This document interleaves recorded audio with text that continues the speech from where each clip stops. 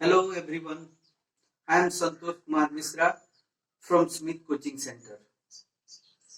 Students, आज हम लोग ट्रिगोनोमेट्री के बारे में चर्चा करेंगे, जिसको हिंदी में त्रिकोणमिति कहते हैं। हम लोग आज इस त्रिकोणमिति के बेसिक के स्ट्रक्चर के बारे में जानेंगे। सबसे पहले त्रिकोणमिति के इंट्रोडक्शन, उसके बाद ट्रिगोनोमेट्रिक एंगल, उसके बाद ट्रिगोनोमेट्रिक रेशियो और उसके बाद ट्रिगोनोमेट्रिक आइडेंटिटीज के बारे में जानेंगे। सबसे पहले इंट्रोडक्शन ऑफ ट्रिगोनोमेट्री के बारे में हम लोग सीखेंगे। इसमें सबसे पहले प्रश्न उठता है ये कि ये त्रिकोणमिति क्या है, ये ट्रिगोनोमेट्री जो है वो क्या है। व्हाट इज ट्रिगोनोमेट्री, यानी त्रिकोणमिति क्या है। सबसे पहले ये ट्रिगोनोमेट्री जो है वो तीन ग्रीक शब्द के मिलने से बना है। ये ग्रीक शब्द है, ग्रीक शब्द।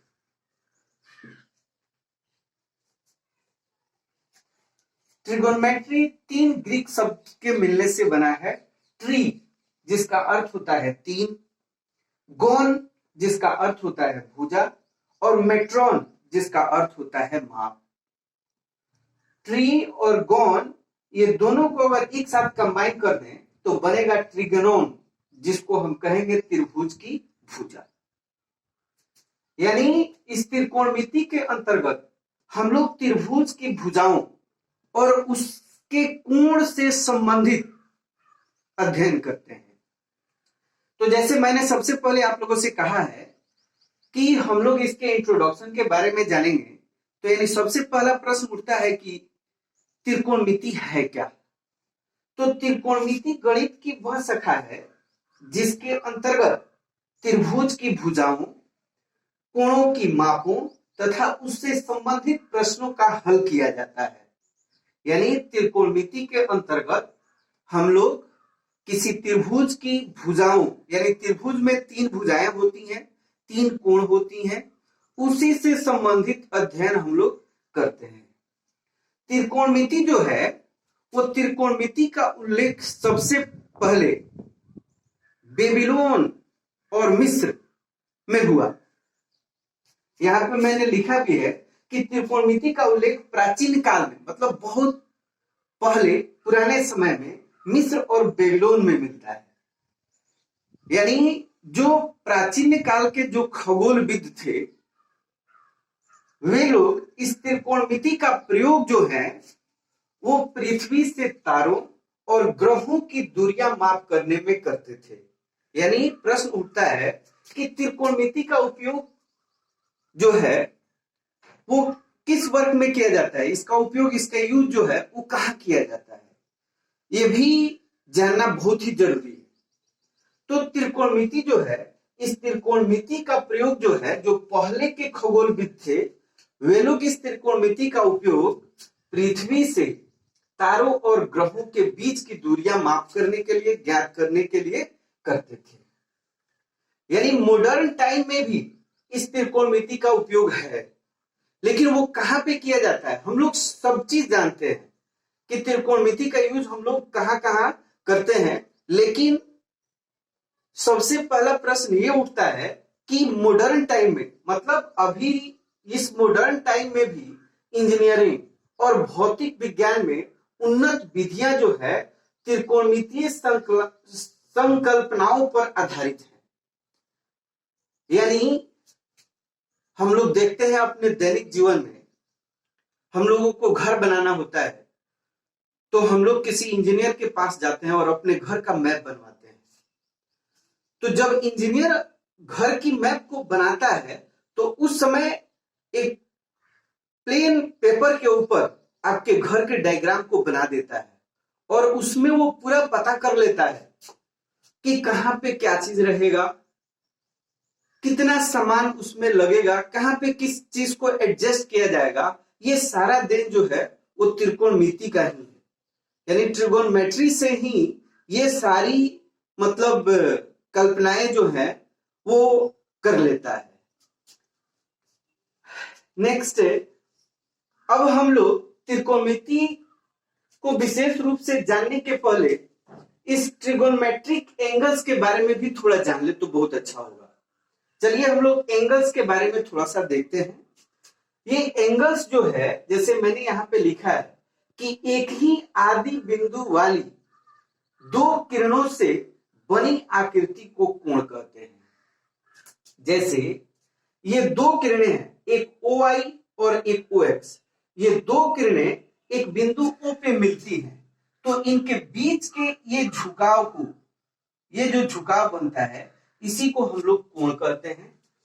इसमें हम लोग OX को आरंभिक भुजा कहते हैं और OY जो है इसको मैंने अंतिम भुजा माना है।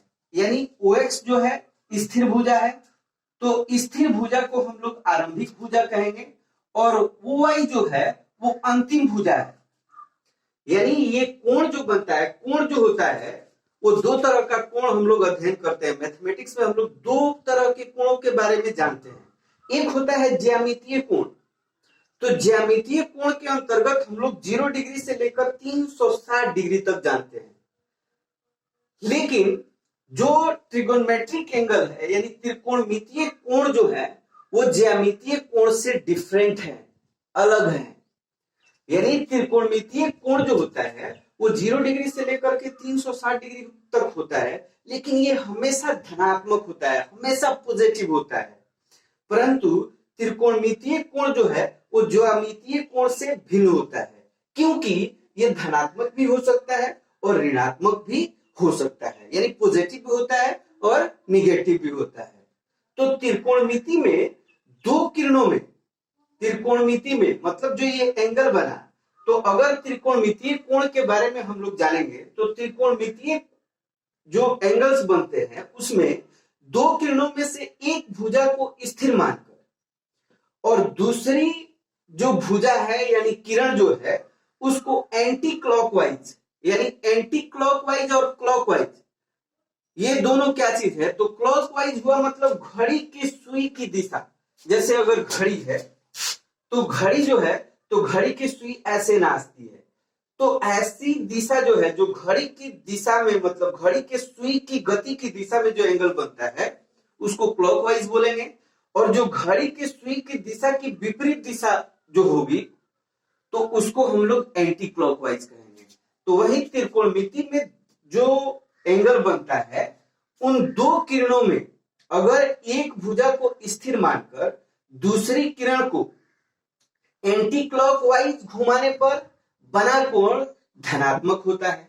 यानी मेरे कहने का अर्थ है कि अगर ये एंगल बना, इस एंगल में एक भुजा को स्थिर कर दें और ये दूसरी भुजा जो है इसको हम एंटी क्लॉकवाइज मतलब उल्टा, जैसे ये एरो का चिन्ह जो दिए हैं ये एंटी क्लॉक हुआ, तो एंटी क्लॉकवाइज जो एंगल बनता है वो हमेशा धनात्मक होता है यानी पॉजिटिव होता है। और क्लॉकवाइज यानी घड़ी के सुई की दिशा, जैसे हम यहाँ पे जो एंगल बनाए हैं तो यहाँ पे एंगल जो डिनोट किए हैं तो ये घड़ी के सुई की विपरीत दिशा में एंगल बनता है, तो ये एंगल जो है वो ऋणात्मक होता है। तो यानी आपको इतना याद रखना है कि त्रिकोणमिति में जो एंगल हम लोगों को पढ़ना है उस एंगल में अगर एक किरण को स्थिर मान लें और दूसरे किरण को एंटी क्लॉकवाइज जब घुमाते हैं तो वहां पे जो एंगल बनता है वो हमेशा धनात्मक होता है और क्लॉकवाइज घुमाने पर जो एंगल बनता है वो हमेशा ऋणात्मक होता है। तो बच्चों सबसे पहला चीज है कि ये एंगल के बारे में हम लोग ज्यामिति में भी पढ़ते हैं, ज्यामितीय कोणों के बारे में भी पढ़ते हैं। जैसे हम लोग पढ़ते हैं कि एक सर्किल जो होता है वो 360 का होता है, 360 डिग्री का होता है। तो 360 डिग्री तक, 0 डिग्री से लेकर के 360 डिग्री तक हम लोग ज्यामितीय कोणों के बारे में अध्ययन करते हैं, परंतु ये हमेशा धनात्मक होता है। परंतु जो त्रिकोणमितीय कोण होते हैं उनमें जो बना कोण होता है वो धनात्मक भी हो सकता है और ऋणात्मक भी हो सकता है। त्रिकोणमितीय कोणों के अंतर्गत हम लोग मुख्य रूप से 0 डिग्री, 30 डिग्री, 45 डिग्री, 60 डिग्री और 90 डिग्री का चर्चा करेंगे। 90 डिग्री की चर्चा करेंगे।